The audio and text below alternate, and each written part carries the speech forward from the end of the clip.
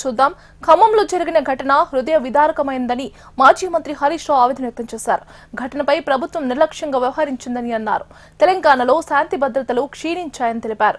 కాంగ్రెస్ అధికారంలోకి వచ్చాక రోజుకు 5 పోక్సో కేసులు నమోదవుతున్నాయని చెప్పారు. ఫాస్ట్ ట్రాక్ కోర్టులు ఏర్పాటు చేసి వెంటనే శిక్షలు వేయాలని డిమాండ్ చేశారు. బాధిత బాలికకు 10 లక్షలు ఎక్స్గ్రేషియా ఇవ్వాలన్నారు. నిమ్స్ లో చికిత్స పొందుతున్న బాలికను హరీష్ రావు, బీఆర్ఎస్ నేతలు పరామర్శించారు. ఖమ్మం పట్టణంలో జరిగినటువంటి ఘటన అత్యంత హృదయ విదారకమైనటువంటి ఘటన.